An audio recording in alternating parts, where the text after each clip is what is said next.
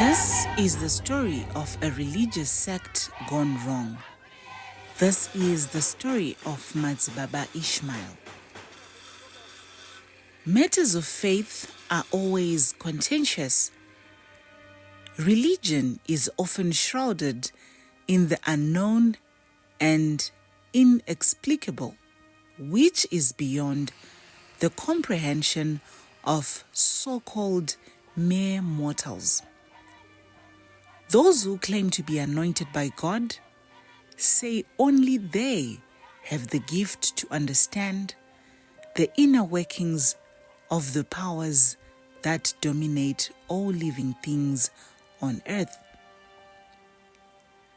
Sometimes referred to as evidence of things not seen, faith and the bizarre are inseparable.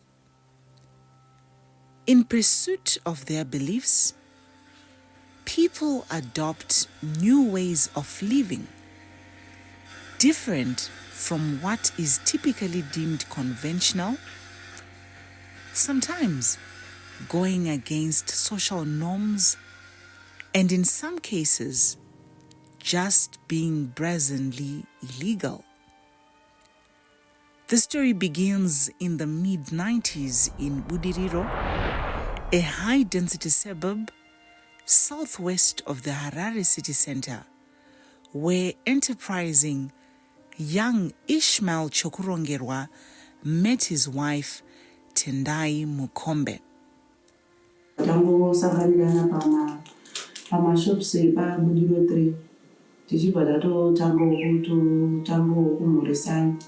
Ivo ndo vanotanga kutondomhoresa muchigona tovadaira chibva tatotanga kutaudza chibva tatotanga kufambidzana tese.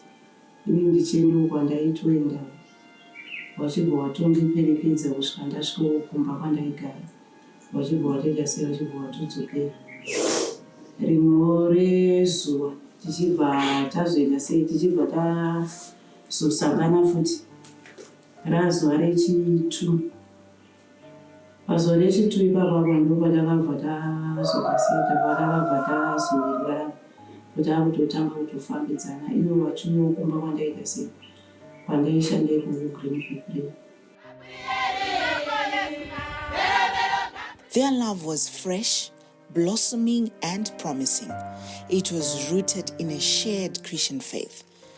As is the case with many believers, they faced their fair challenges, including a child who needed to have complicated surgery very early in their marriage. Together, they held firm, trying to navigate the curveball life had thrown their way. The episode, which luckily for them had a happy ending. The family believed that the medical intervention that had happened was part of God's expression of grace towards them. Their faith got stronger. Their life took a wild change in 2003 when the leader of their church died and Madzibaba Ishmael had to take over the reins. Pakashaika muprofita ainzi Nyawachona ndiye wakazosara wakutungamirira sowere pabudiriro. Nevamwe vaprofita wengu vari papi, wenge varipo, wenge wasiri ivo vega, wenge watori vaprofita wengu vakaita sei, wenge vakawanda pamasoro. It was that appointment that changed their lives for the worst. The newfound status as leader of the Joanna Masowe Gorejena Apostolic sect. As soon as he assumed his tenure, Madzibaba Ishmael, working off a revelation, set strict rules for the congregation. Mbedha yanga isingatenderwi, vanhu vakanga vasingatenderwi kuti vange vaine watch kana kuti vange vaine phone. Vanga vafana nguva vanhu vanongogara vachitarisa zuva vega kuti iye zvinenge ange anguvai, nokuti zvinhu zvese vachena zvava zvichirambwa. Vakutanga nezvitona vachienda kuchikoro, takapedzisira kutaura navo tiri parufu rwatete.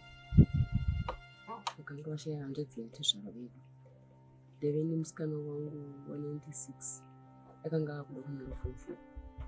Ndipo vakatanga kuti aiwa ngaachisiya zvechikora zvina zvibatsira ngaatoita chidoti aite mubatsiri wemumwe wake. mumwe wake wayaingewa akanga ari mwana wavo festival yamusikana visi.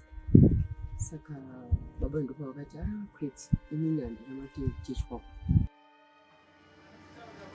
Unlike other church leaders who read difficult rules for their congregants while flouting them in private, Madzibaba Ishmael took the vision to change his church doctrine seriously. Even his children dropped out of school. His wife, who in the past had been in hospitals with pregnancies, was now forced to deliver at home based on divine instruction. Pandinosununguka mwana wangu inini mweya unototaura kuti mwana wenyu madzimai zvanzi nemweya akunzi ningi anotopiwa zita. As his extremism grew, it courted the attention of the state. In 2014, officials from the government sought answers on several issues, including allegations of child marriages, barring children from going to school, and blocking women from accessing health care and other related issues. They were met with a degree of hostility that made national headlines. Among those who visited the shrine, no one was spared from a headline-making beating, from police officers to journalists. Ndini ndakazoita witness mapurisa vakarohwa havana kutomboziva kuti varohwa nani nani nokuti vanhu voya kana takapfeka magemenzi iya titakaita kunge bhora remachaina. Nguva yakanzi maapostori epabudiriro arohwa mapurisa kune vauya vane vaibva kudini handichazoti uri webato ripi ndiwo wakatanga kuuya pabudiriro wachiti sei muri kurambidza vana kuenda kuchikoro, sei muri kuti vanhu havachaita sei, havachatenderwa kushandisa mafoni, havachatenderwa kuenda kumabasa. After the episode, he went into hiding. Not even his wife knew where to find him. Only he and a close circle were privy to his whereabouts. Ini nguva zhinji ndine nditori ndega pamba kuti vandigoziva kuti vanongobuda vachingoti tiri kuenda kwakati, tiri kuenda kwakati. Saka ini handizomboti wateera kuti kwavanenge vaenda kati ndotovafudza kuti muri papi pacho. Nguva yacho nane ndisitombori nenazvo ndaitongoti pavanenge vaita sei, pavanenge vadzokerwa ipapo. Eventually, the police found Madzibaba Ishmael and his accomplices. They were sentenced to 5 years, of which 1 was suspended, and they served 4 years effectively.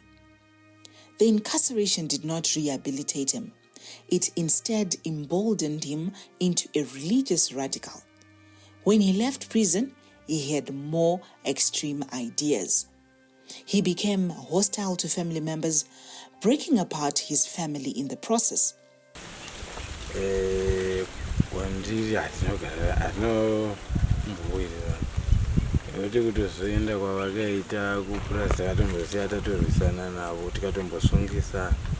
Armed with his team of religious enforcers, believers in his divine gift and comrades, he allegedly wrestled his aging parents from the family and moved with them to his farm in Nyabira. Tirikuti mukomana uyu ava vanhu ane zvanga akazorwa mafuta eshumba. Vanhu vese they are fear nemukomana uyu. Baba adeni ndakavataurira, baba honai ende munotora baba vauya. Vakati vari kuramba. Asi haisi nyaya yekuti vari kuramba. Ari kutsika mabhireki ndiani? Ndara muna kwamunoenda. Makatenduka. Kana uchizoti vanofuratidzwa here kana kuti vanovharwa. Handizivi focus yavo kuti inenge yakamira sei kupurasiko. Nekuti hakuna anosimudza musoro. Kuna apinda mukati, hauchasimudzi musoro kuti ubude panze. Mukazoona abuda panze. Akafemerwa iye. When Ishmael picked the idea of a second wife and relocation to Nyabira on angelic instructions, he broke ranks with his first wife. Mudzimai wangu atotora, mudzimai wangu wechipiri. ngaakutera mumashure mamuviri chechakutogara naite panapa. Nzaiwa ndangoti hangu ndakukupewo chirukudzo rwokuti uri mudzimai wangu wandagara naye makore akawanda, ndakuda kukuzorudzai nokuti mamunhu mukuru machembera. Saka ndatega nditore wechidiki nokuti mimi ndingazokuremedzai nokuti muri kutaura kuti nyama dzenyu mazuva ano dzimweni dzichikurwadzai. Saka ndatiri ava wadiki ava vachange vachiteka mvura yekutekera mabhirita, wachibika, wachiita sei. Saka imi munosara zviri muri pano nevana. Kana tapedza kuvaka tozova tichizokutora. Their 5 children immediately became fodder in the fight between parents. He adopted this domineering stance and no one in his family dared to stand up to him. Noti inini nevana vangu watori ikoko wakatobva panapa ndisati ndanatsakuona ndisati ndapedza kutaura. Waenda ikoko kunogara ikoko kuplazi naamaini navo. Noti amaini navo vanga watovapa simba rototi iwo ndiwo wakutotonga papi kuplazi uko. Nokuti ndiwo wenga wawakana kuti musha. About 3 years into the odd setup at Lily Farm in Nyabira, a radio program on one of the country's radio stations brought to light practices. Subsequently, Madzibaba Ishmael was arrested.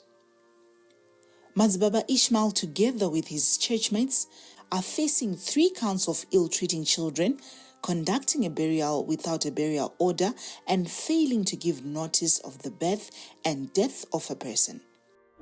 Saka vanhu vakanga vakashingiswa kuti vachimirira Kenani yanga yakumozambiki ichiuya.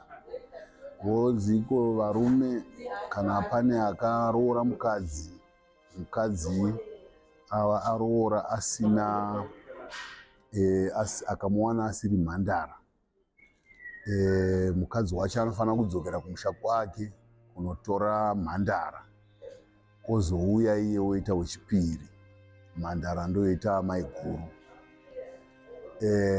Vakawandisa vakadzi vakaitiswa izvozvo. But what exactly is the big idea behind their approach? Madzibaba Ishmael and his church believe that the Western way of doing things is evil. They believe that formal education and the health system are concepts designed against man's spiritual purity. Iwayo mashoko ekuti isusu takauya kuno kuti chiti kuKenani, mashoko evanhu vanotituka. Nzvimbo ino ine zita rayo, inotodedzwa kunzi Lily Farm, plot number 6. Ino nzvimbo yamasvika iyi Lily Farm pa plot number 6, haisi Kenani. Kana ruzivo rwakadai izvi ndichirwana ndisina kubata peni nepepa, saka kuchikoro kwachina ndinoindiri. There is a strong number of people who believe such ideas are infallible. His story is now before the courts, and it remains to be seen how it concludes. More evidence has been emerging in what appears to be a potentially long trial. Will his end be like that of Madzibaba Nzira and Robert Martin Gumbura? Is he facing a return to prison? Or is it a matter of misunderstood faith?